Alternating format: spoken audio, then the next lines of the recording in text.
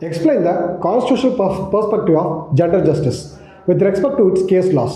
So first வந்து பார்த்தீங்கன்னா gender ஜஸ்டிஸை பற்றின கான்ஸ்டியூஷனல் ப்ரொவிஷன்ஸ்லாம் என்ன அப்படின்னு சொல்லி பார்த்தோம்னா பொலிட்டிக்கலில் ஆர்டிகல் 14.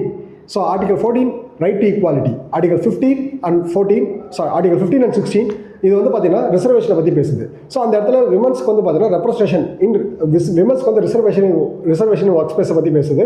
அண்ட் ஆல்சோ நமக்கு வந்து பார்த்தீங்க அப்படின்னா ரெப்ரஸன்டேஷன் அப்படின்னு சொல்லி பார்க்கும்போது 33% ஆஃப் விமன் ரெப்ரஸன்டேஷன். ஸோ இது வந்து பார்த்தீங்க அப்படின்னா பஞ்சாயத்து ராஜ் இன்ஸ்டிடியூஷன்ஸில் நமக்கு கொடுத்துருக்காங்க 73rd and 73rd constitution amendment act மூலியமா. And also women's 33% of women representation in Lok Sabha. So Lok Sabha and state legislation இது ரெண்டுமே வந்து பார்த்தீங்க அப்படின்னா 108 கான்ஸ்டியூஷன் அமெண்ட்மெண்ட் ஆக்ட் படி கொடுத்துருக்காங்க.